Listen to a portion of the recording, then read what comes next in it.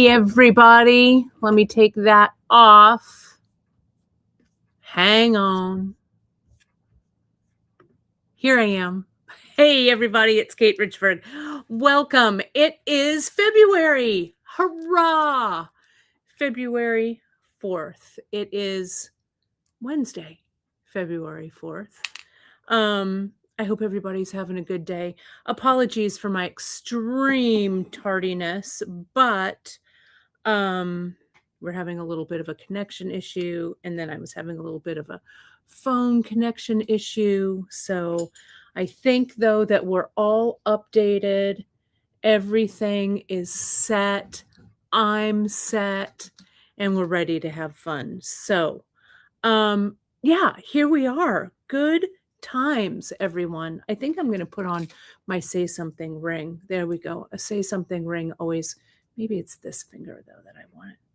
Always makes things better, right? If I can get it off. There we go. It's super heavy, so I don't know how long I'm going to be able to have it. All right. Look, so many people are here. And Janice, thanks so much for holding down the fort and doing all that chatting. Everybody's here. I love it. I love that people are commenting about the mix. I'm going to talk a little bit about the mix. I love the moodiness as well. I'm feeling a little moody lately. So I think this is a good one for it. Let me take a bracing drink of coffee. There's my buddy Jennifer. Jen, how are you?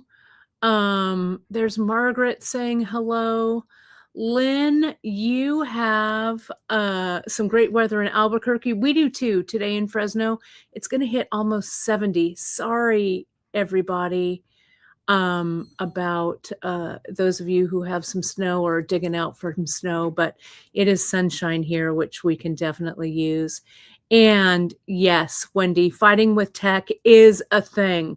But yes, a centering breath. Cheers to some coffee, and we're going. So anyway, and I had everybody scrambling behind the scenes here. So you know how it goes. I know 70, but you know, when you guys are enjoying like temperate weather in the summer, it'll be like, I don't know, 110 degrees here. So, and I have no idea what my hair is doing, but you know, whatever. All righty. So let's get started. Let me show you what we've got here with the mix. And I'm going to show you Miranda just put something up that's brand new that I wanted to get up for you guys today. It's a new pin back. It's in the Just In. We'll add it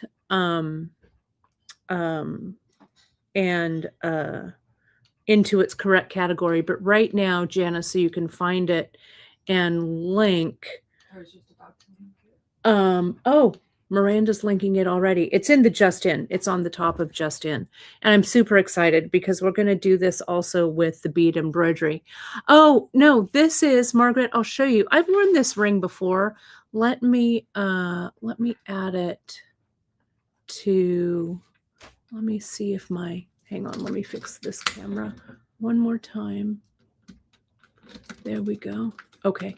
Thanks. I like this top too, Cindy. This is from Oaxaca, from our beautiful friends to the south. I love the artistry of Oaxaca, Mexico. It's amazing. I love going down there. I got this one actually in Tasco, one of my many trips down there to see the silversmiths. I don't know why I have that buttoned. I should unbutton it. But there we go. Mexican embroidery. It's just gorgeous, gorgeous. I love it. And Terry says, please thank Miranda for her super quick help last night. You are welcome. And apologies for that little glitch that we had for you. Okay, let me show you, and I'll show you this ring, and then we'll get started. This is a ring I made, and you've seen me wear it before, but this is a Damascus steel cabochon that I got actually from my buddy Danny Wade in Tucson quite a few years ago. And since it's Tucson time right now, I'm thinking about all my friends who are in Tucson. It has kind of a little kind of surprise embellishment on the back, and, it's just fun, but since it's steel, it's Damascus steel, it's a heavy, heavy ring, so yeah, but I love it. I love it, love it. Um, so that's my story, I'm sticking to it. Um, okay, let me show you. This is the new pin back that we just launched for you. This is a 1-inch, round brass back. We're gonna be using these. I'm planning on a really fun bead embroidery project that we're gonna do next time. Uh, Linda had written in and had asked about the monthly mixes, right? And was like, "Kate, I love the 8/aughts, but we need some kind of inspiration, with the mixes," or maybe, or she said she did, and she wanted them to be, like multiple beads, different sizes, different shapes, different stuff like that, right? And I'm like, you know, I think I need that too. So we've been doing some of the 8/aughts in the mixes for quite a few months now. And a lot of you, when we did our survey, had said 8/aughts, 8/aughts, 8/aughts. But now I'm hearing from you mixes, mixes, mixes, size, shapes, color. So next month for March, I am gonna do the monthly mix is gonna be all about bead embroidery. I'm gonna do a bunch of mixes. I've got some colorways already picked. I've already got an artist picked, um, who is very, she's really interesting to learn about. You'll learn about her, next month. And we're gonna do some bead embroidery. We're gonna do some embroidery on pin backs like this. We're going to do some bead embroidery on some textiles, specifically tie, um, and stuff like that. It's gonna be a lot of fun. Janice says, "I learned about this when you do." It is true, JP. I didn't want to give you one more thing to have to put up, Janice, so we put it up on this side. Right? So surprise, surprise. And Deborah, you are fickle. But you know what? I'm fickle too. So who cares? We're a small company. We just do whatever we want. And sometimes we make up on the fly, and sometimes it works, right? Yeah, the bead embroidery I think is gonna be really, really fun. But I don't wanna talk about it too much because that's for next month. We've gotta get through what I'm doing this month for you. So let's take a look. As you know, the artist, or if you don't, the artist that I chose for this month is Agnes Martin.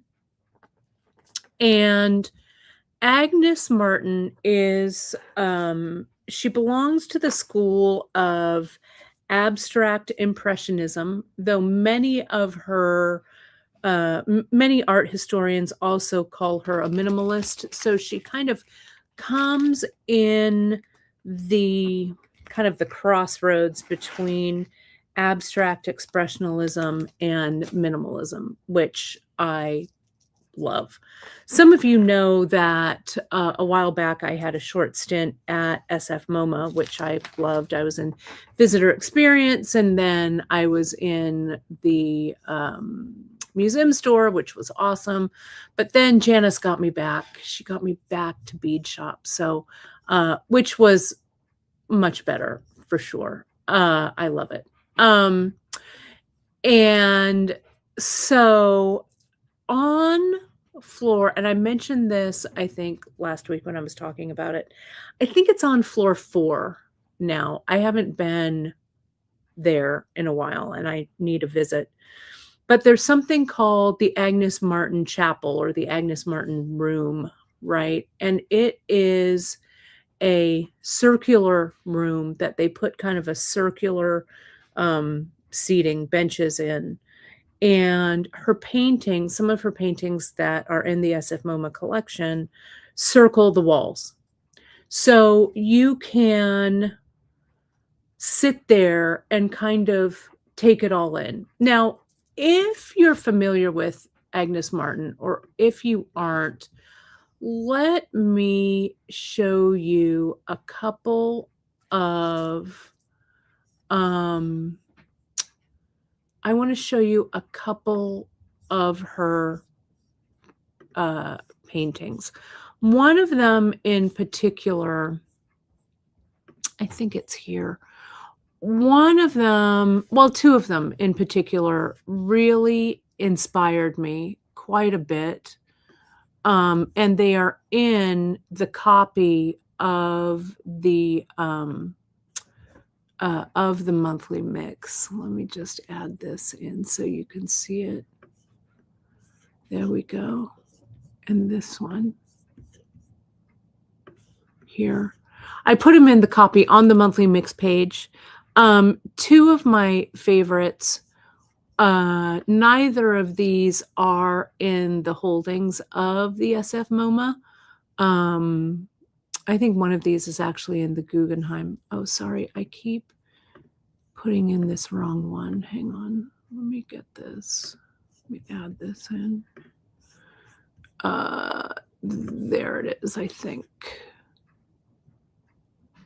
Is this it? Is it coming up? Yeah. Okay. So here's one of them. And this one is called, I'll tell you, it's on our product page, on the abstract product page. This one is called Words. That's this one. And then that one was from 1961. And this next one is called Little Sister, which I also love. Let me see if I can get that one up so you can see it. But I really love her her stuff, her art. It's so interesting. And I had no idea about Agnes Martin before I was at SF MoMA. There's the other one, Little Sister. So what she does is she grids, and she does a lot of her work like on paper, some on boards, right? It's pretty cool. And what she does is grid work. She started doing some abstract art and some figural art at the beginning of her career, but her career kind of led her down this path to this really abstract, minimalist grid art that, I don't know, it really appeals to me because I'm this mixture, and you may be able to tell this, of like chaos and organization, right?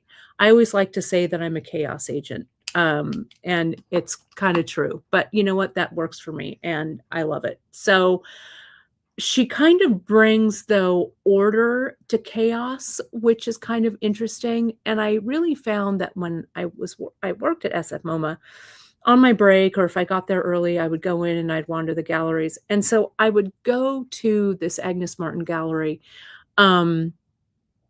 like once a week and just look at it. And you can look her up. You can look up a bunch of her paintings. She, like many artists, kind of was a tortured soul.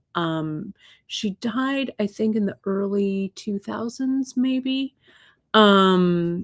But she did live for a spell in New Mexico, which was very, very interesting to see some of that that interpretation. She also used a lot of blues, a lot of grays, a lot of kind of neutrals. So yeah. So anyway, that you can do a little more of a deep dive with her. But she really spoke to me. And again, she wasn't really an artist that was on my radar. I'm not really into modern art quite as much. But working at SF MoMA, I really got a really great appreciation for the abstractionist school, for a lot of them. So anyway, if you're ever in San Francisco, SF MoMA is definitely worth a visit. It's amazing, and it really opened up my eyes quite a bit to modern contemporary art, which I'm loving. So let me show you, without further ado, after my art history lecture, let me show you. I know more than you. What's that? I know more than you. Let me show you what I've got. I know that blue one, isn't it? I didn't put the blue one up, but you can go to the product page and look at them all. They're really, really cool. So let me show you what I did. I've been playing around with this, and I'll be honest, I haven't had a lot of time in my life lately. What a surprise. Our Emily 2 is still out. She's kind of having we knew she was going to have kind of a bit of a recovery period. So we miss her very much. Not only do we miss her cheery spirit, but we miss her helpful hands here as well. So we're doing as well as we can without her. So I'm a little bit behind on some things, but I sat down this weekend and played around with some grid work. And if you like these, I can share them. I did this on Bead Tool, and I just did some gridded work. But you can also do some grid work on your own with just some graph paper. Emily Miller made us some really fantastic graph paper that you could go in and play around with. So I based this one here, okay, on that little sister one that was in the grid work here. Let me pull this back up on this one. No, sorry, this one right here. And so what I did was I created some grids, and you can see I just kind of was playing around with color. Okay. The one that I've been working on, this one, I based it. Oh, Miranda's saying pretend she's not there. Sneaky. Okay, sneaky pants. I based this one on that first one I showed you. Let me pull that up. And the triangles on it, which I loved. And so I used that triangle motif, which I also kind of liked. Many of her patterns, you can kind of pick a painting if you want, or you can just draw in some grids, right? Whatever works. Oh, and thank you, JP. She put the design templates up there. And Janice was saying, I love this here. I have a game I play with my daughter, Ashley. When we go to the museum, we tell each other the one thing we want to take home. It's really fun. And we tell each other why too. Oh, I love that game. I want to play that game with you, JP. That sounds awesome. I love it. I love it. Oh, and Janice is asking me what the kitties are. This is some washi tape that I had, and I'll explain. So let me explain my vision about what I've got here, because people are asking. I need to focus on this. So thank you, Tina Lee, for giving me that gentle nudge. So what I did was I gridded things out, and you can see I gridded this one out where the triangles were going one way, and then I flipped them, and then they're going the other way. And then I went to this one and kind of put them all in one direction. And what I did was that I dumped out the mix. So here's the mix. Here's the full tube. And you can go on the project page and see the listing for it. But what I did was I just dumped them out,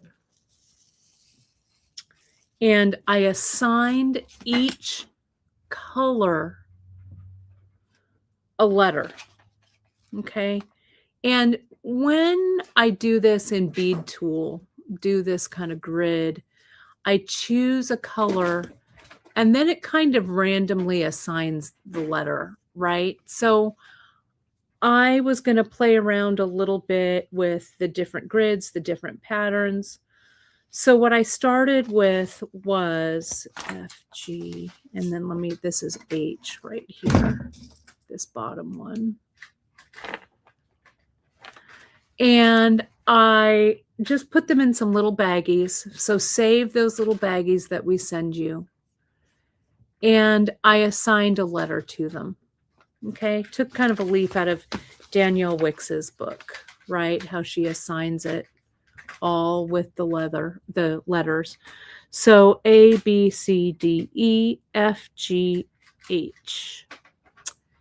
And I'll tell you, I didn't really bother writing what they were, but let me go to the page here and I will tell you what they are. Okay, I'll write them down because I need to write them down for myself too. And if you like this, I can turn it into a PDF. I wasn't really sure if I was going to make some changes or what, so I didn't want to confuse you. So this one right here, I'll do the ones that I know right off the bat. This is Labrador Mat. So this is 8-4558. And you're seeing design, my friends, in real time right here. This is Frosted Opaque Glaze Nebula Blue 8-4703. This is the gray, matte transparent gray 8-152F. This is matte silver lined gray right here, 8-21F. This is just plain black. We had to have just plain black, 401. Then what I have here is, this is 4705-4705. Frosted Opaque Glazed Rainbow Cadet Gray. That's a long one to say, right? This, I also had to have a Picasso. So this is 8-4511 Picasso Smoky Black Matte. And then last but not least, this one is 2378 slate is what that is. 8-2378. So yeah, so here they are. And so then I put them in little baggies. Okay, just like that. Okay, and thank you, Janice, for listing those as well. So I was pretty happy with this layout, and I just kind of randomly, as I said, I kind of randomly assigned everything. So after I did that, I looked at the design that I chose. Okay, and I will share it as the PDF, and I'll share these other ones too, and you can kind of play around with them. Okay. But I was kind of playing around with the colors that I had assigned, and I made some changes. Okay. So this outer one right here, this long strip, instead of the A, which is this slate, I made this black. So that is letter F, and I'm going to change it to that on the PDF. Okay. Then this background here with these little extras kind of sprinkled in, instead of being that slate again, I changed it to the silver line gray. So those are G for me in my grid. Okay. And then I gave myself permission to if I wanted to change some other things, but I pretty much what I did here with this layout, and I'll show you. I don't know if it has enough contrast or anything yet, but also I figured Agnes Martin is kind of about subtlety. And if I look at it here in the camera through the screen, I can see quite a bit of contrast here. Okay. I also measured what was going on here. I did this. This is 21 rows, I think. 2, 4, 6, 8, 10, 12, 16, 18, 20, 21.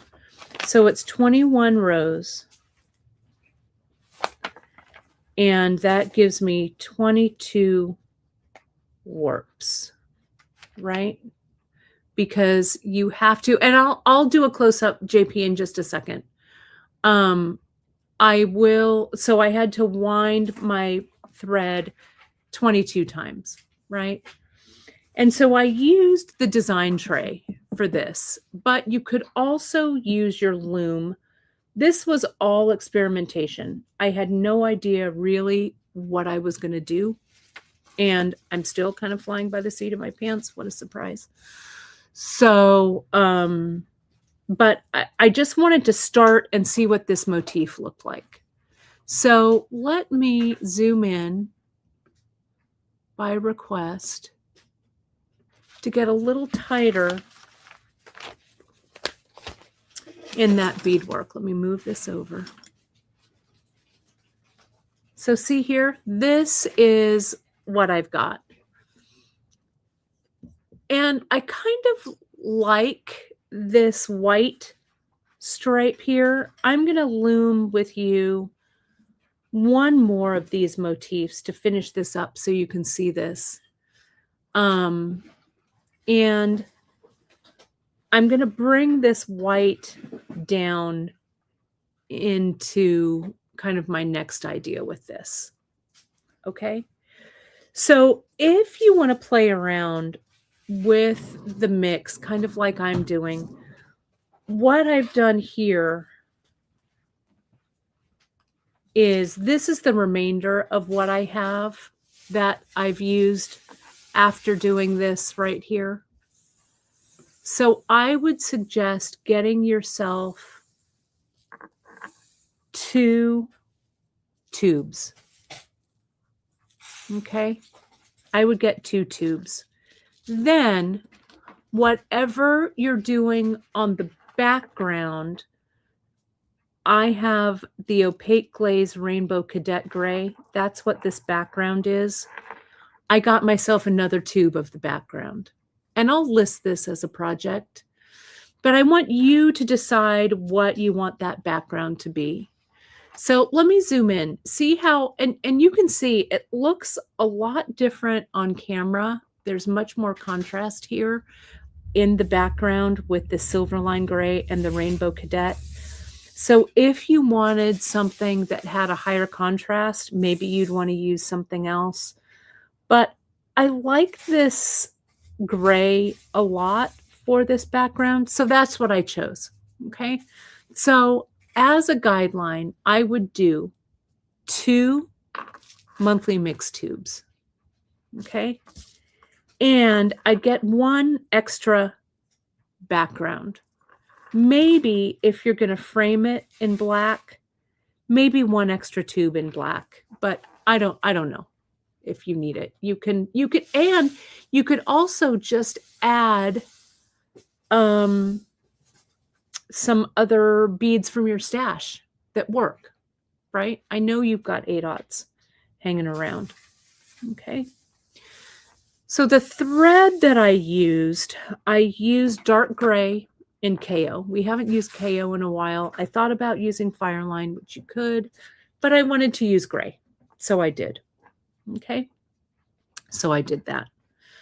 Now, what you can also do here, I gave us also a button to use.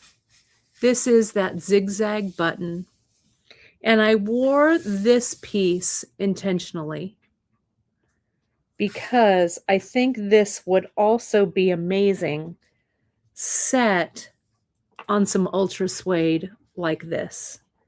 You could also do a pattern like this with the triangles. You may remember this is the one I did with the monthly mix last month with the Lydia Reading, the Mary Cassatt colors. This, I think, would also make a great cuff.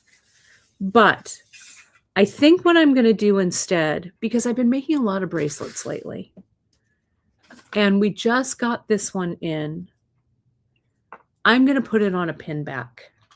Okay, and I like this circle, this graphic kind of pin back look.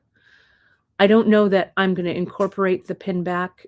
I may in the actual piece to show. I'm not sure. I'm not sure how this is all going to come together, but you and I are going to work it out today. I also liked these mixed metals of the silver and the antique brass. I feel like it is very modern art jewelry, very modern. So I like that too. I also got myself, this is the ultra suede. And Leslie, I did see your question. I haven't worn this in the shower yet, but I will. Okay. I will, I promise you. And we'll, Your bracelet? yeah, this one for the color fastness. Have you? Ultra suede, yeah. Terry has a question. Could one metal stamp on the pin back if they braced it to support the pin? I don't see why you couldn't. This gauge is about a 24 gauge. And I think if you wanted to stamp like I did on the back of my ring right here, right? I stamped my initials and my maker's mark and stuff on the back and these stars. I would say you probably could, right? Especially on the back right here. Put it on your bench block to really brace it. And I think you could, right? Yeah, you could. If you wanted to do the front, what I would do and bead around a word, that would really be super, super cool. Wouldn't it? And I bet you could. Let me see. Here's one of my bench blocks right here. Okay, like this. Here's my bench block. And if I put another bench block there, yeah, Terry, you and I, same page. Put it between two bench blocks to brace it and then stamp on it. If the stamping doesn't come out, then it doesn't matter. You'll just cover it, right? But that's really great. I'm going to try and get these in some other colors, but the only ones that I found were this antique brass. Janice is saying that we've gotten so many of our classic buttons back in. We have. And you know what, JP? I'm going to throw caution to the wind. I'm getting a vision about this. This is the zigzag button. I'm going to use this zigzag button as an embellishment. I'm going to glue this onto this pin back. And I'm going to glue it up high. Okay, let's just come with me on this. This is going to be, if we're going to do modern art, if we're going to pay homage to modern abstractionism or modern abstract expressionism, there's so many, right? Janice is all, wait, what now? She's like, oh no. I don't know. Just trust me. I've got a vision. I'm going to come in and I'm going to use my cutters and I'm going to cut that back away. Right? Like that. Now I'm going to get my pin back and I want this to be a little higher like that. That looks great as a pin just like that, right? I'll tell you about my ring. Remind me about my ring for the end of the show, and I'll tell you about that. So let me get my E6000 And these are just pewter buttons that are plated, right? So that back cut off very easily. I'm going to come in, I'm going to get some E6000. I'm going to extrude it into the well of that button. I'm going to get my little piece here.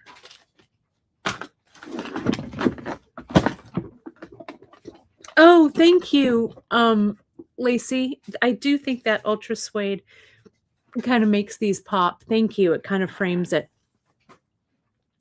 I'm going to kind of move that E6000 around a little bit, kind of up to the edge, putting it over the back. I want to make sure that when I'm placing this, now I could measure, but I'm just going to go, I'm going to use my eye to measure. I'm going to come in and I'm going to glue that down. Look, that looks amazing just like this. Come on. There is my new abstract pin. We're also getting in, and you could do that with these. Janice has them on her list to order.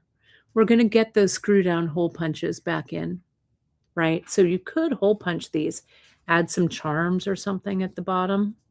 I like it. Let's let this sit. Okay, I'm going to let it sit there. It's very Calder too. My mom's favorite is Alexandra Calder. You know we love Calder around here.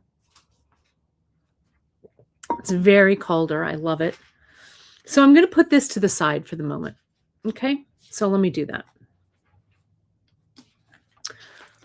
Let me address this. Let's do a little bit of looming here, and let me talk to you about what I've done. So I've used this KO, okay, and I warped around my board. This is my design tray right here. Let me zoom out a little bit. And what I did it the short way, and I just wrapped it, right? Tied it on the back so it's nice and tight. Then what I did, and you can kind of see here on the end, Janice is much better at being neater with this looming than I am. But you can see here how it's all kind of goofy down here, right? You can get an embroidery hook or your pliers or whatever and kind of move your little warps more towards the center like this, right? I love bead weaving on a tray like this. And see, so I can kind of move these warps around. It's snug, but it's not super duper tight, right? So you can kind of move those in. Then what I also love about this is you can grab this.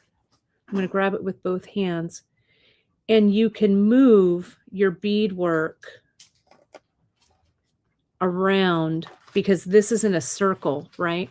So you can kind of move this down.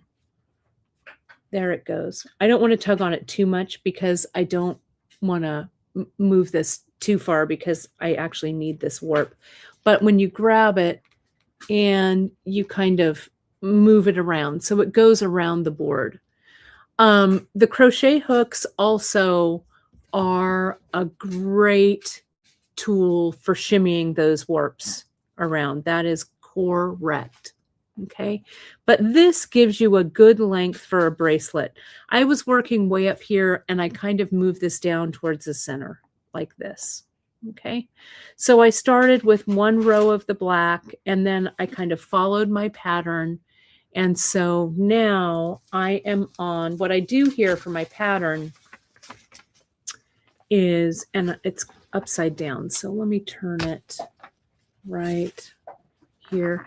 This is, so I'll tell you, these are boards that we used to carry a billion years ago. They're not really available to us anymore.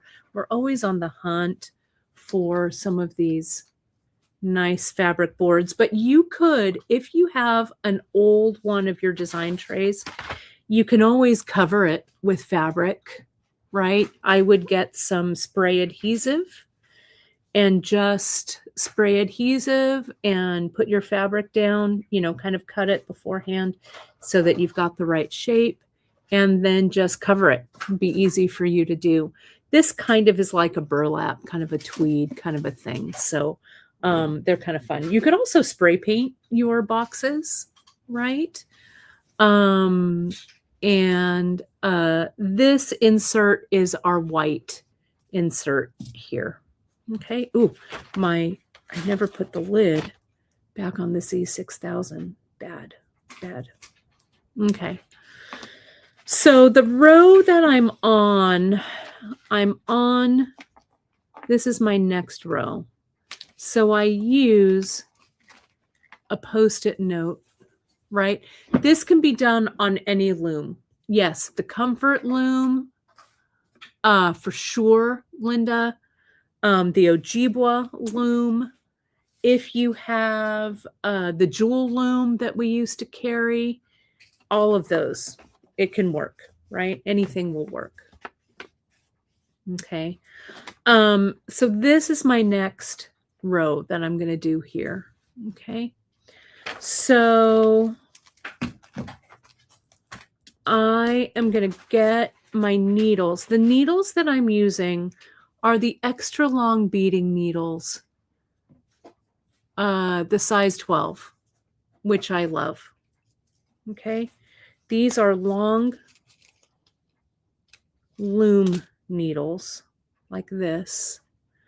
They are, I'll tell you how long, 3 inches in length. And they're really great. I love them. And so I thought it would be nice to have for this project. So let me put on, I'm going to follow my pattern here. That's black. That's the gray. Let me pour out some of this cadet. I knew that I needed an extra cadet for the background because I ran out of it.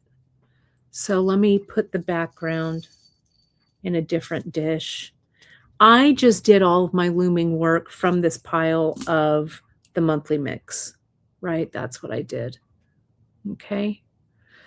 Yeah, and you can use anything. You don't have to use like a project tray like this. Anything that's rigid. If you have like a little tray, anything like a lid. This is a lid off of a plastic box. You could use that. Terry's saying an old photo frame. Yeah, you can do anything that you want with those. Okay, for sure. So let me follow my pattern. It's going back and forth. I can also look above. This is the row that I'm doing here, so I can also give myself a visual clue there. Sometimes when I'm following a pattern, I don't get it exactly right, but I'm not going to worry about it too much because, again, this is abstract expressionism.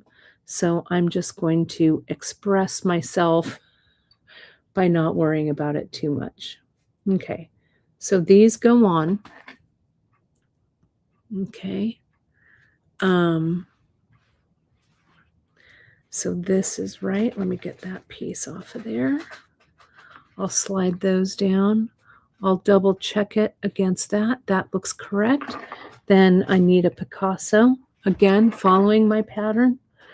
I need 2, 4, 5 of the blue, the slate. 1, 2, 3, 4, and 5. This long needle is amazing. 1 Picasso, and then I just mirror it again. So I need that cadet. I need the silver lined, the cadet, the silver lined. 1, 2, 3, and then the black. And if you accidentally put in one of the Picasso black instead of the regular black, that's fine too. Okay, so I'm going to zoom in a little tighter here, and I want to show you how I capture these. Okay, though you've seen me do the loom work before, but let's do this. Let's get in there. Okay, I'm going to put this behind like that, and each one of these goes in its own little row, its own lane. So see, I push it up from the back. I make sure that everything matches before I start stitching, and it does, because you don't want to stitch and then all of a sudden you're like, wait a minute, I'm missing one. So let me make sure that everybody is sitting in its own row. Something looks off here. Let's see, that's right there. That's correct there. That's correct there.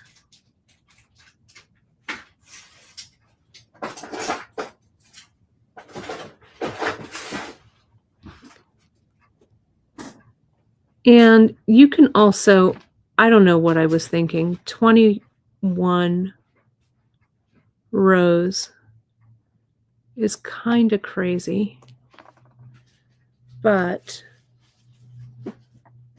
oh, I'm missing a gray one. So let me take this off. It's always good to check because I don't want to have to take these out. Let me get that silver lined, put it in, and put this down. Terry, I see your question and I'll answer it in just a moment. So see, there we go. My index finger here, my middle finger is pushing everything up. And I want to make sure that all of my beads are through that little row. Okay. Now I'm going to come in and I'm sliding my needle up and above like this, pushing that one. You kind of, I add a little bit of pressure on each of these beads as my needle goes through. Okay, to do the weft. And I slide it through. Okay, so there's that one in. Now, Terry has a question, and let me see. Let me put it up so we can see it. So Terry says, Kate, I have a question. What would the difference be if I went over then under versus the standard under then over with the wefts? So are you saying that I would do this kind of bead by bead like that to weave it in? And I guess you could. The way that I do my looming is, and it's easiest for me, is to do that lineup. I'll do another one. This one's a little bit easier. So I'll get this and I'll count 1, 2, 3, 4, 5, 2, 4, 5, 5 of the background color. Okay. So if I were doing kind of this over under thing, I would do this bead maybe like one at a time, right? So I'd come in and go below. So let me see. Oh. I see what you're saying. So Terry, you're asking, would I put this on top and then go underneath? No, I wouldn't. Finding the holes on top is hard enough. Trying to find them underneath would be horrible. So yeah, I always go under. That's correct. So now I understand what you're asking. So I'll put on these 5. Then I have a Picasso. Then what color is D? See, so I can consult my chart. I know that D is this little baggie right here. So I know that it's time for those white ones, those Labrador. 1, 2, 2, 4, 6, 7. 1, 2, 3, 4, 5, 6, 7. And now I just mirror it again. So we need 1 Picasso And I think I had 5 of these. 1, 2, 3, 4, 5, and 1 of the plain black. So the comment here from Carolyn says, I realized 20 warps was a bear when I started beating butterflies on it. I know, right? 20 warps is kind of a bear, but I kind of like it. Whoops, I dropped one of these. That's only 4. And I like the width, but you may want to start out with something that's not quite as wide. Let me take that black one off, put this wayward gray one on. There we go. Okay. So now I'll come from underneath.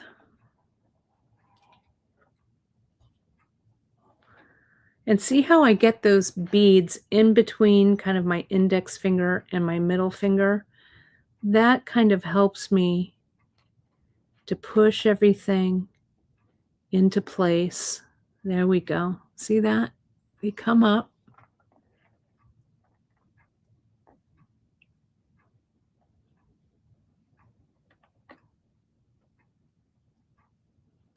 Like that.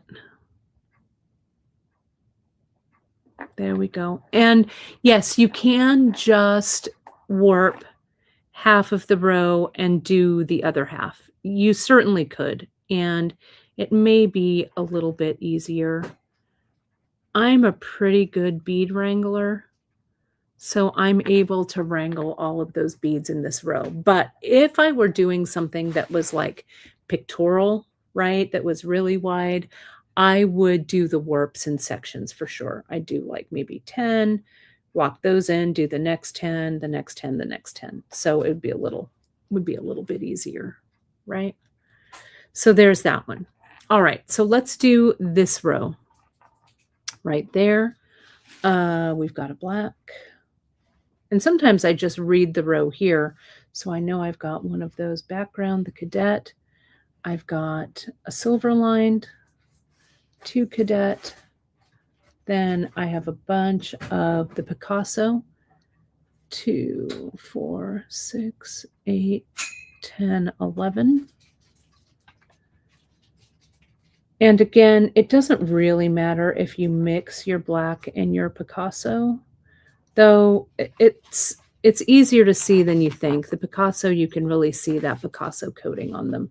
So I just kind of go for that. What did I say, 11? I think that's what I said.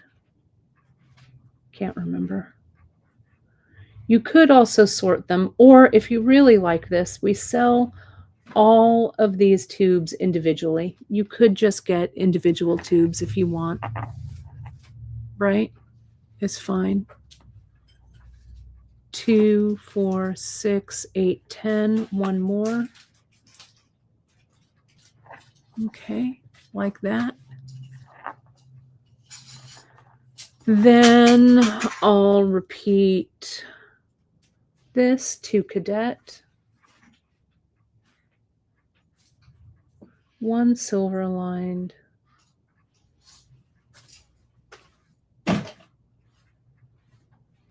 1 cadet, and 1 black. Okay.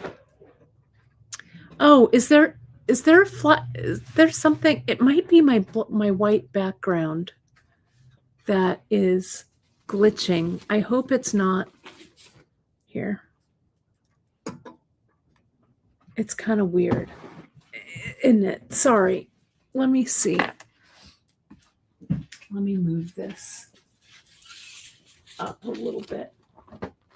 With my new computer now and upgraded, everything kind of upgraded, the camera is a little Too good. it's a little too good. So, and it could be, I think it's also that white background. Well, we're just going to stick with it. There we go. Okay, so let me go underneath. Almost there. And I know you're wondering, like I am, how I'm going to marry this piece of loom work with the pin back I made earlier. Right?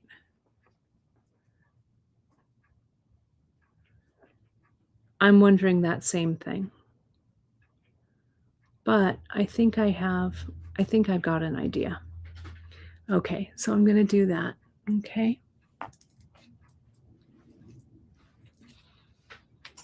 So now I really just have, I'm just going to do 2 more rows. I'm going to do this one. That's the ending to that. No, I'm not.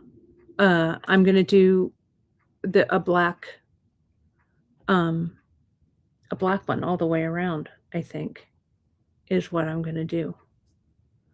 Though, I think I'm going to turn this around. I think the way I want this to hang is like this. Right? So I'm going to go ahead, I'm going to run my needle over here because I like looming from the left. So I'm just going to move my needle. I'm going to go down and up out of there. Okay.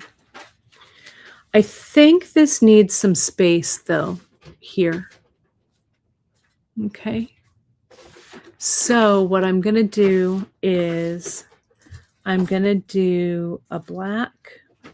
Yeah, that's also a really good tip, Tina, from Danielle, is to use the eye of the needle when going through your warp threads to keep from piercing the threads. That's an excellent, excellent tip because it is very easy to weave in your, to pierce those threads, to split those threads.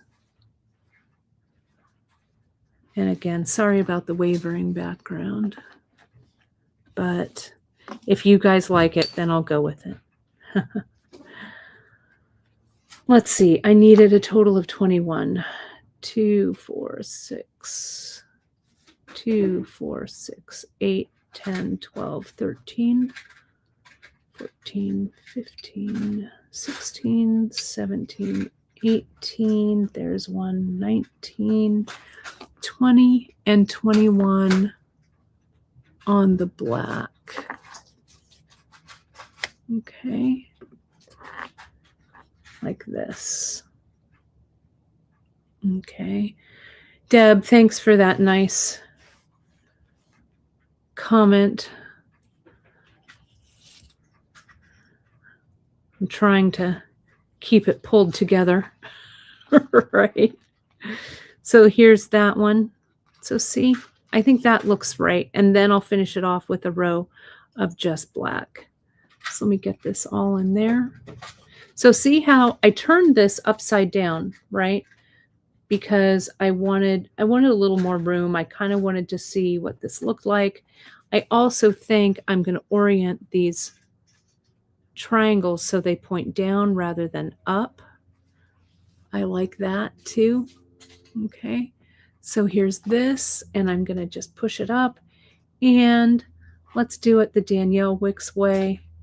We can go eye of the needle backwards so we don't pierce anything, and we go through. Last one we'll do is a black up at the top. Okay. So let me find 21 of these. 2, 3. Oh, that's a Picasso. 3, 4, 5, 6, 7. That's why getting an extra tube of the black might not be a bad idea either. I think that's 10.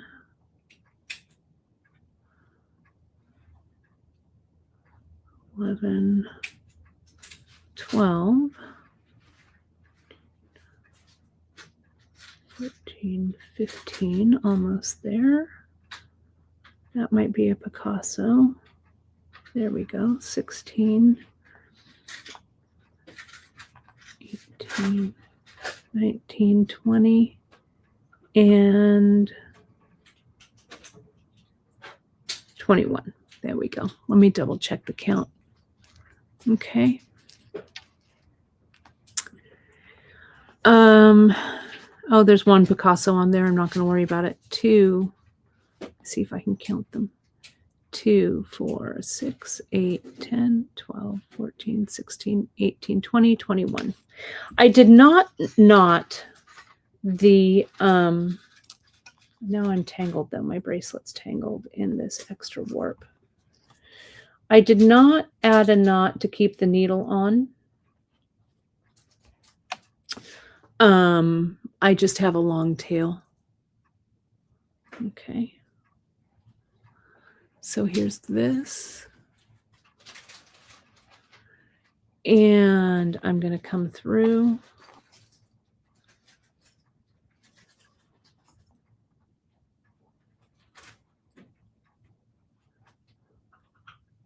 There we go.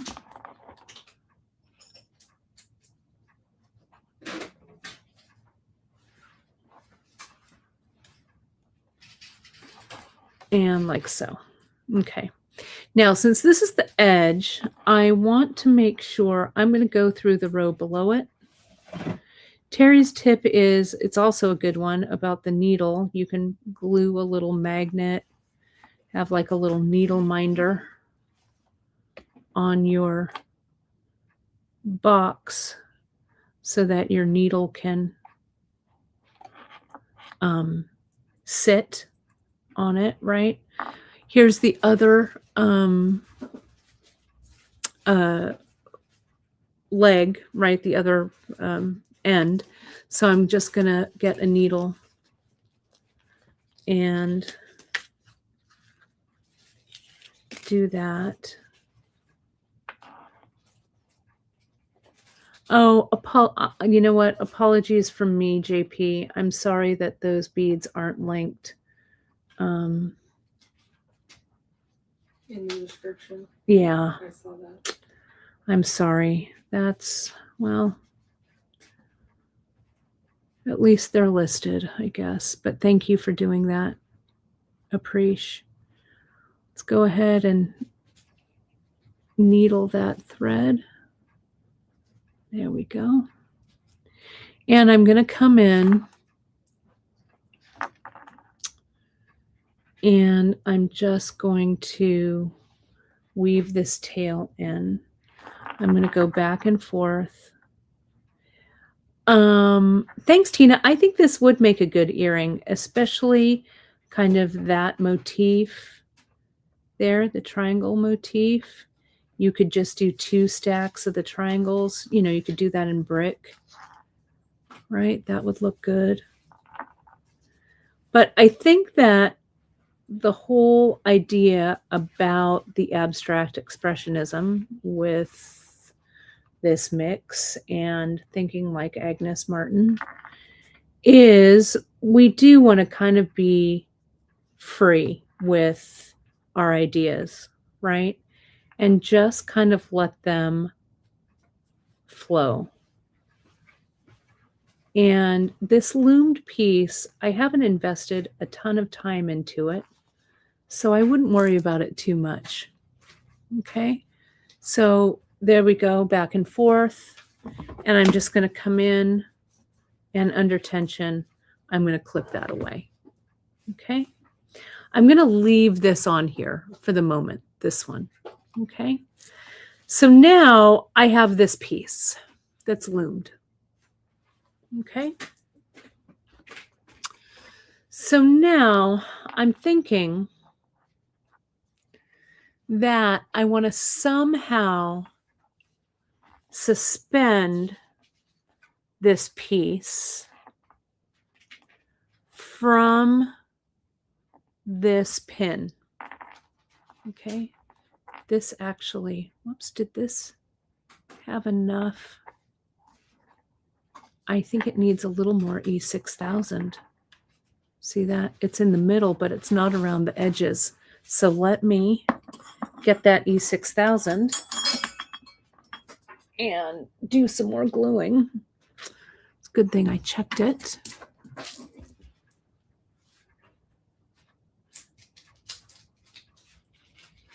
So let me get a little bit more on here. I didn't want, I'm just going to slide that off. So see, it's on the center, but I think it needs a little more glue around the edges. I'm going to take some of that glue from the middle. E6000, especially on these non-porous surfaces, takes a little bit longer to set up. You could also use Zap, but I like the E6000 better for this, I think. Let me do that.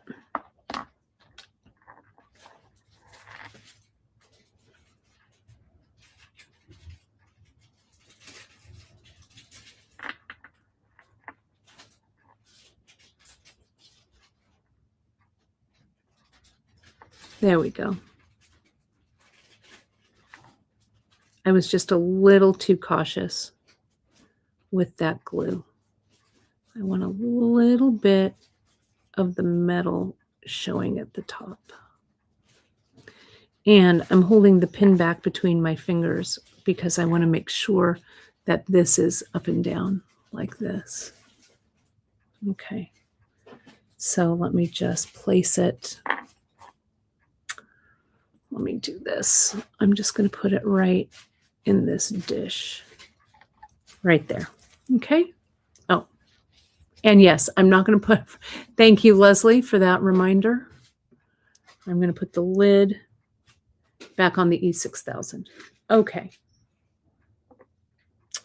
So a couple of questions here. Deborah asked, if you have a project that requires 8/0 and you size down to 11s, what would that scale to approximately? So what I would do to kind of get an estimation, if this is 21 beads across in 8/0, put on your needle or on a head pin or whatever, 21 beads across in the 11/0, okay? And give that a measure, right? And then you could do that maybe a couple of times, like maybe 3 or 4 rows, and then measure that. And then you can do some math to kind of see, right? If that makes sense. That'll give you some approximation of it without having to loom it. Okay. Now, something like this too, I don't want to waste all of this warping that I've done here, let's say. So I'm going to pick up my beads here real quick. And I want to show you how to move this around. I'm going to get all of these beads. I've got that little teacup. I'm going to just throw them in that teacup. You can use your triangle. Miranda got me this bead scoop. I know we've said we're going to get some because I like these a lot. You got me this bead scoop. Oh, I did? No, Emily did. Oh, I thought you did. Emily did. Senior. Emily Senior. Emily 1 got these for us. Of course, it's an Emily 1 thing. She has such good tools. Okay, so there we go. They're in my teacup. Okay. So now what I'm going to do is with this warp, I can come in And I can pull this. Sorry, I kind of have to do this. I can move. I'll tell you about this extra warp that I have here in a second. Here, I kind of have to take it out of the shot. Here we go. See how I can come in and I can pull this loomed piece down and around. Okay? And I can arrange my threads. And if I wanted to do something in 11, it would kind of pull it in like this, but that would be okay. Okay? So I could just keep pulling it around a little bit more. You don't really want to warp your beadwork, but you kind of have to, I need to take this ring off, but you kind of have to tell it who's in charge and then move it around. There we go. Okay. So I could come in, and if I'm doing another little patch like this, I could do it up here. Okay. So I wouldn't waste all this thread. Okay. But for today, I'm not going to make another one, but you could do this. Okay. So, all right, before I do my next step, I'm going to take a bracing drink of coffee. Now, with loom work,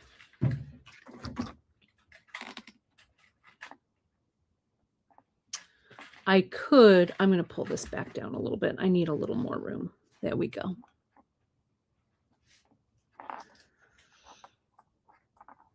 I could fringe. Okay. Have some fringe down here. And I could do the fringe in this pattern. Might be kind of good, right? That might be kind of interesting. I know that I want to dangle this kind of somehow from that. And I'm going to back it. Okay.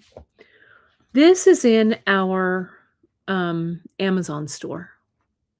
Okay. This is felt that's been thickened, right? It's like hardened felt. And I think it's the 2 millimeter. Okay. So what I'm going to do before I cut anything off, how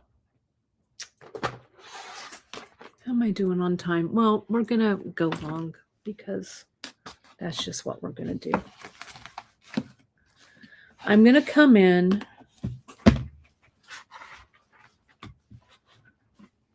and I'm going to measure what this square beadwork is. It's about 1.5 inches by about 1.5 inches, maybe a little bit more. Okay. So I'm going to come in. I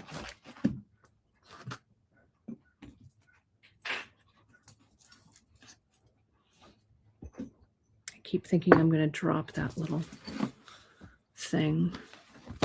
Let me get a little more room on my stuff here.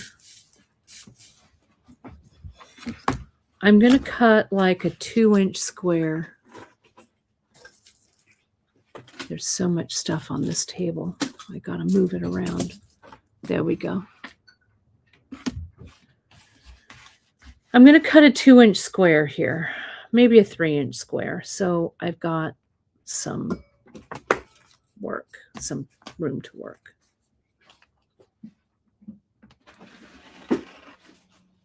I'm going to cut one, and then I'll cut 2.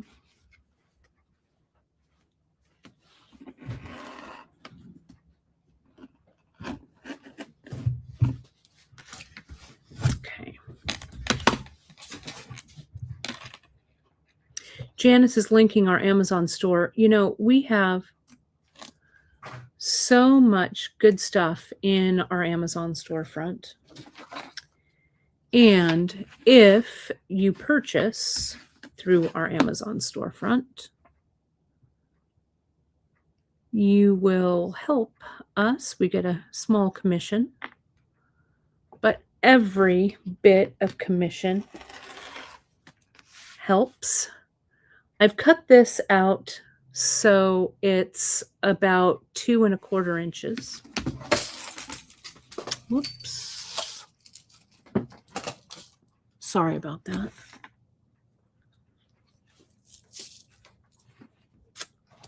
Then I'm going to come in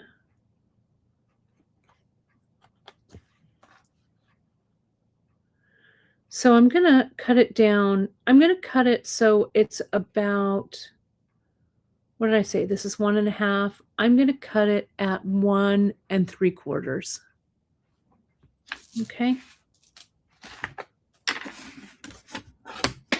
Here's one. I've got these rulers, my quilting rulers, linked in there too. Okay. Let's get it all nice and straight. You've heard me extol the virtues of the rotary cutter many times. I know, right, Linza? I didn't close it. Thank you for noticing. And you know that's my #1 rule. Close it. Sorry. Thank you for noticing and calling me out on that. Yeah, that looks right. Okay. So now I know everyone's saying that. Closed. It's closed. I promise you. Closed. So that width is about, I'm going to measure it again. Measure twice, cut once. It's about 1¾ inches. So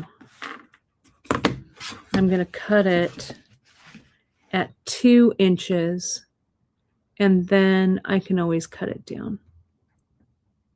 Okay.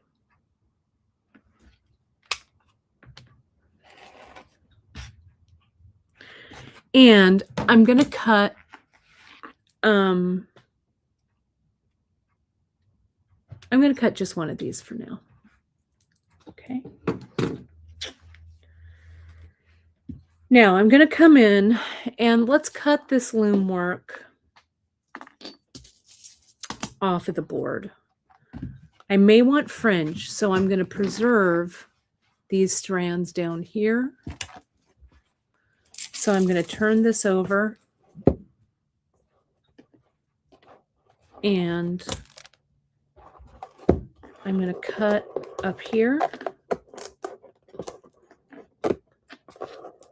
like that. Okay.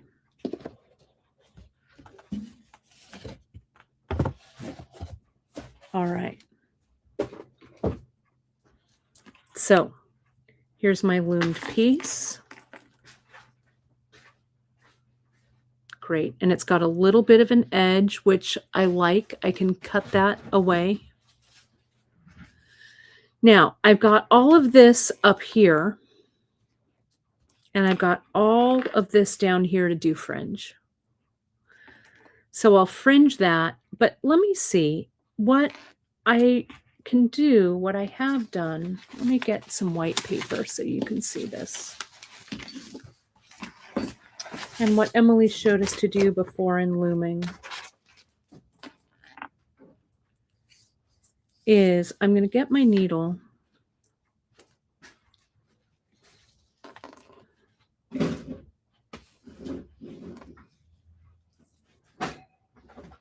and we can go kind of back and forth to weave these ends in. Okay, and I will do a couple of these for you to show you. They don't have to be You know, you don't have to go all the way back down into the work, but there's that one. Okay. Now, what I'm going to do here is I'm going to see if this works. I'm going to make myself a little leader on this needle, like this. So it makes this loom needle into something with a big eye. Can you see that? Let me cut away the excess. So now, let me get 2 of these, string them through that big eye, and I'll go down and across.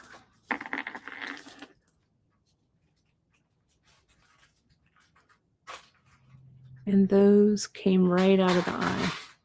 Hang on, that eye is a little too big. Hang on, let me try it again. Okay, there we go. Kind of hold it in place with my finger.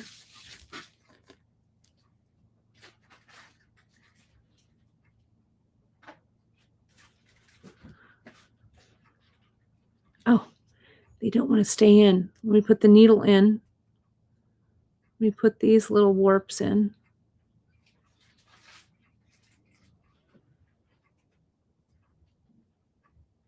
I feel like I'm saving time, but maybe I'm not. Come on.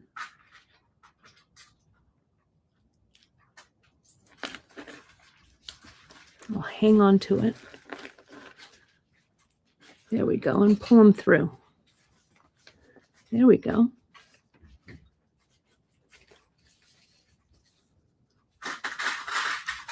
That one kind of shows on the front. I did 2 of them, and this one, the second one in, is kind of showing itself, and I don't want that.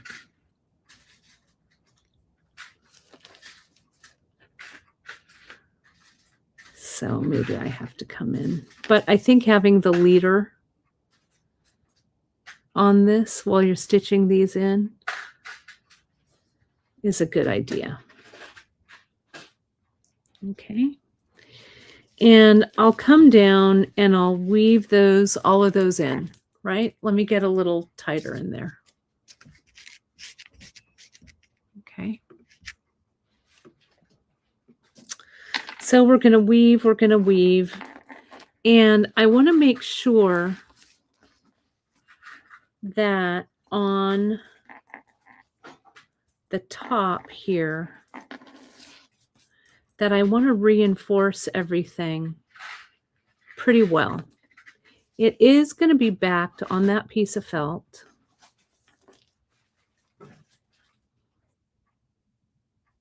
So I'll go to the row below. And then I don't want to do just one pass. So, right, I'll do that row below. And then I'll do that row above.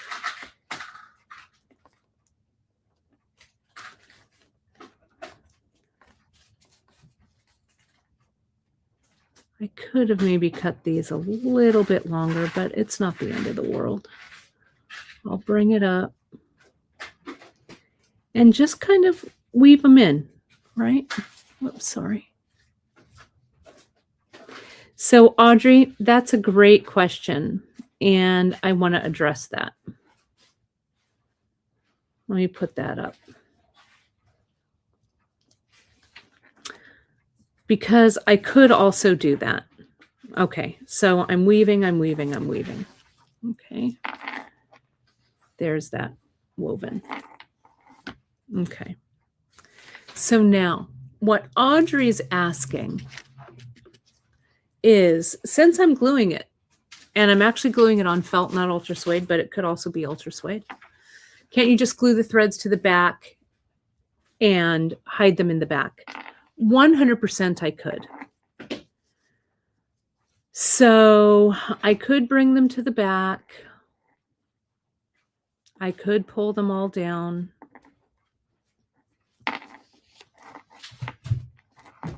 So they're all glued. I feel like, though, I want that top to be a little more stabilized. And remember, I also have my button, this thing that I need to incorporate. So I was thinking,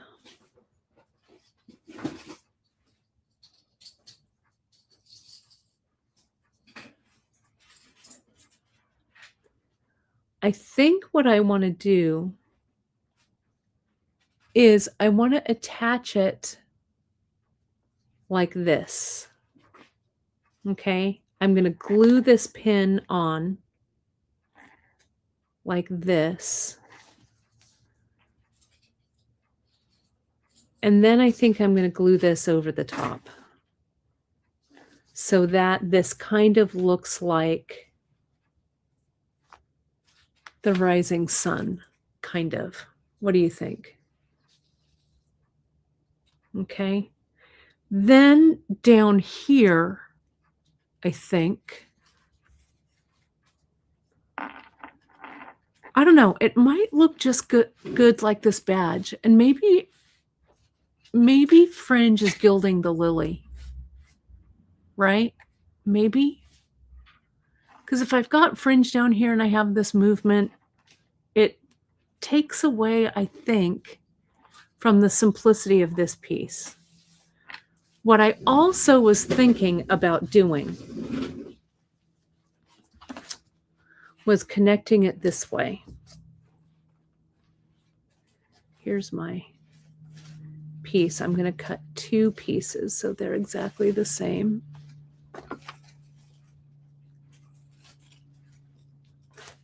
So I've got these 2 pieces.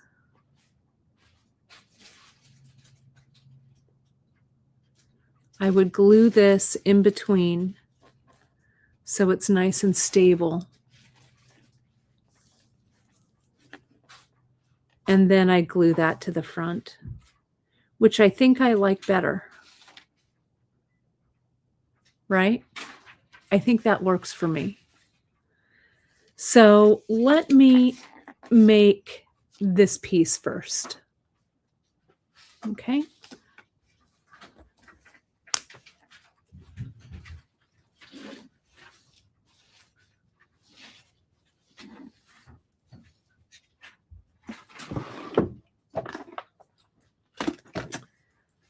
So I'm going to use, thank you, Janice, for linking. I'm going to use my E6000.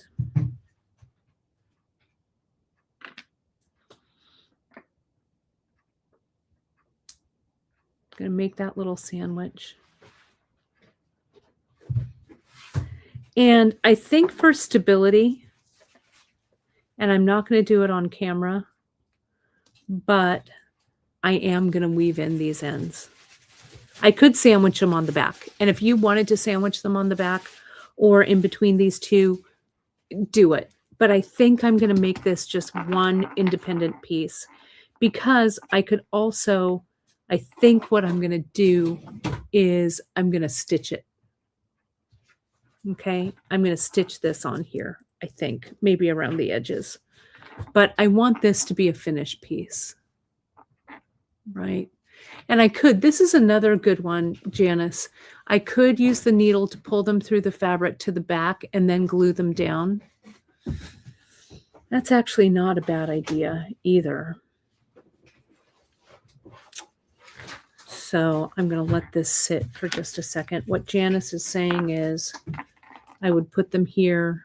I would stitch these through to the back, pull them down the back, and then they'd be glued and sandwiched in between, right? Which is not a bad idea either. So I'm going to come in After this is kind of set just a little,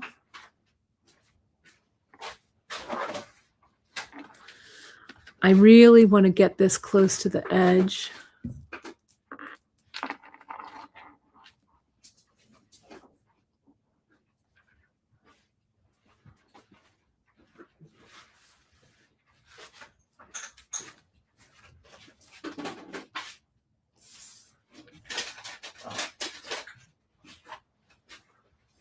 Like that.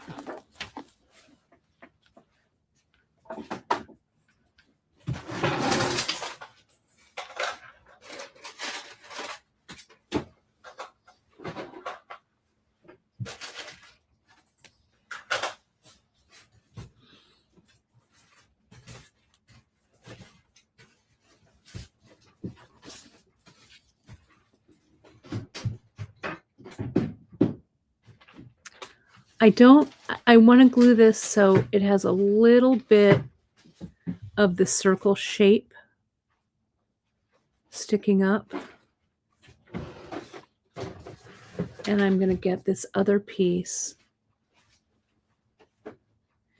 and I'm going to sandwich. Having a little bit of that negative space there. I like it. Now I'm going to come in and really, I'm going to use my bench block for this. Really press this. If I have a little bit of glue on the front, it doesn't matter. That beadwork is going to cover it.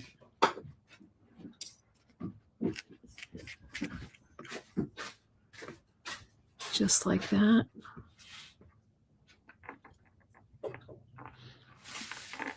I'll turn it over.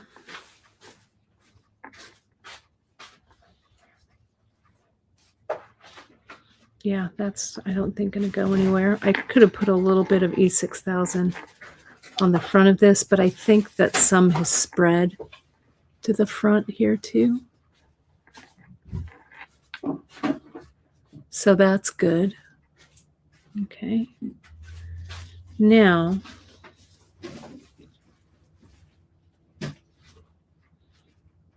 I'll pull this to the back just so you can kind of see. But this is going to sit just like that. And I think what I'm going to do, I'm going to really let this dry. I'm going to stitch all of these in. Then I could just stitch it around the sides if I wanted to stitch it, or I may just glue it. I'm not sure yet. One of the two. But I love this finding up here. I love it. And you could use the clamps. Thank you, Leslie. I could use the clamps to clamp it closed, but this is really, it's pretty sealed here on the sides. So I don't think I need to worry about it, but I could. Okay. But this is a great finding that I've created to put anything on, right? Any piece of little beaded work that you've done, I think. And what I'll do after I weave all of these ends in, I'll decide if I want some of how much of this felt I want showing to the side, right? I'll know after all of these threads are in. If I don't want as much, then I'll cut it kind of close and maybe just have the tiniest of rims, which I think that's what I want. Okay. I think this might be a little too much felt showing, but I can't really tell until I get rid of all of these threads. I also think that a fringe is an interesting idea. But again, if I'm going for abstract expressionism and the minimalist school that Agnes Martin is a part of, then this reads a little bit more to her inspiration. Okay, I'll put this all together so you can get a nice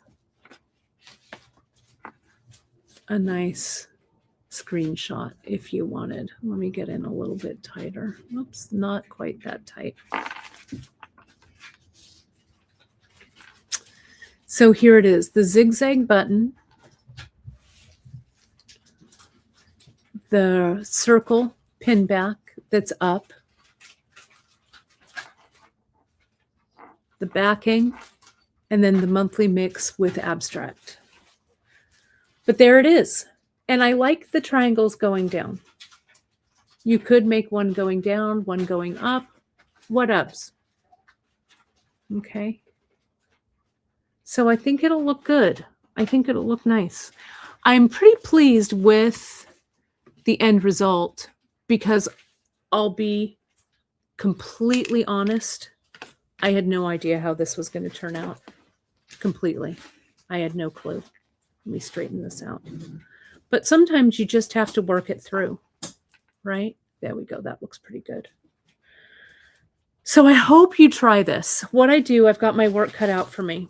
I'll take a photo of this and put it up so you can see this in the project map. I'll take a picture of this before I weave everything in, put it down to the project map so you can also see the background of this. I'll link everything. But again, these are our pewter buttons, the metal buttons that we got back in.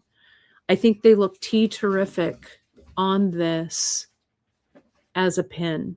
We're getting more buttons in. Miranda and I looked at more buttons yesterday. I have looked at some more buttons. So buttons, I promise you, more are coming. Oh, and you guys did ask about the ring. So what I did was, I don't know if any of you were born in 1966 like me. I was born in 66. My husband, Chris, also 66, right? 1966 is, in the Chinese zodiac calendar, is the year of the horse, right? There's the horse right there. So the year of the horse, when I was born in 66, the element sign was fire. So I'm a fire horse. Chris is a fire horse too.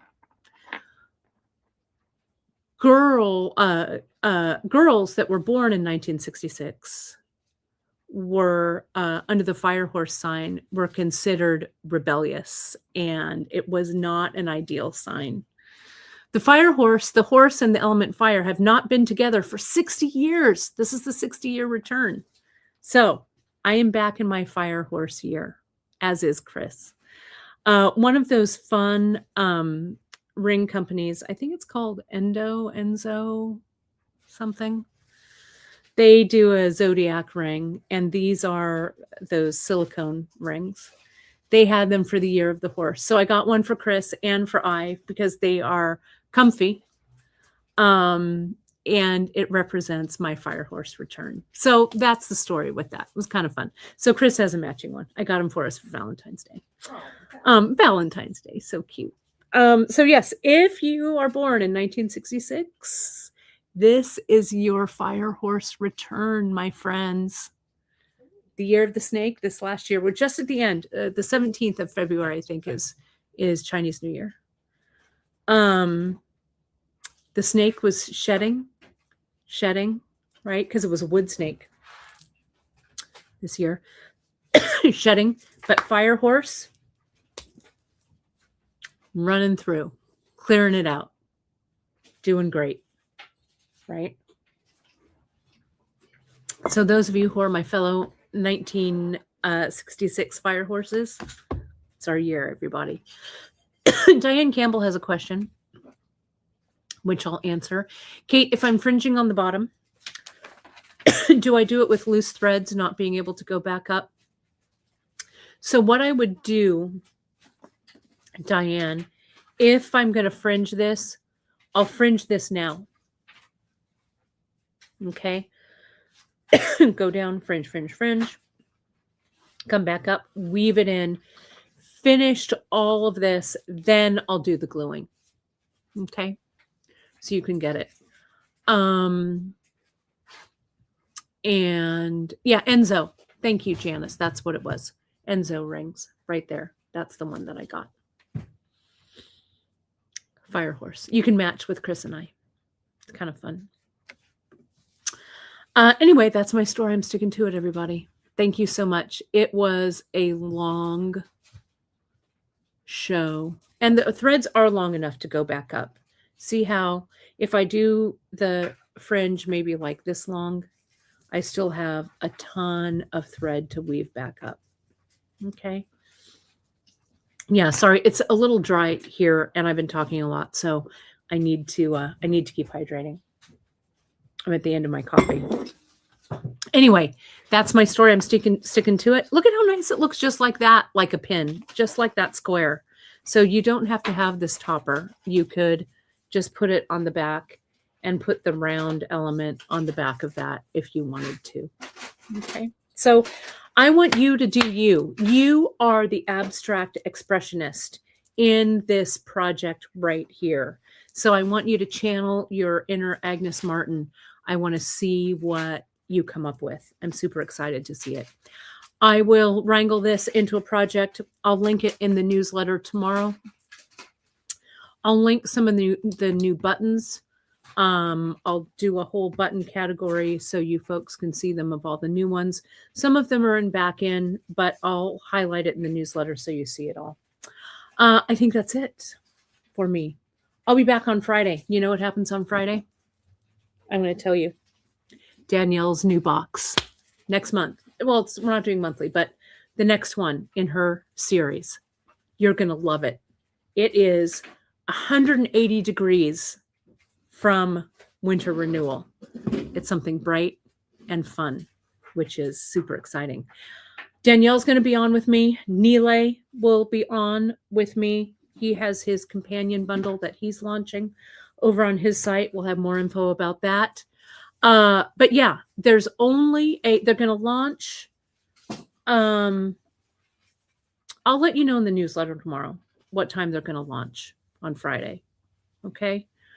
I probably won't launch them at midnight. I will probably launch them sometime in the morning so you don't have to stay up late, right? But I'll let you know what time the launch is. Set your clocks because Winter Renewal sold out fast. And once you see this color story that she's done, you're going to want it. And there's, again, a limited amount. She's doing a few more. I think we've got 200 boxes, thereabouts-ish. But don't quote me. So grab them. We will have some of the extras when we do the unboxing, but not everything. Okay, so if you want the box complete, you need to jump on it. Okay. That's it. That's what I've got. Thank you so much. Love to you. Love to you, JP. Thank you so much for doing all of this linking. It was a crazy sesh, but I think we had fun. I'll see you Friday, everybody. Thanks so much.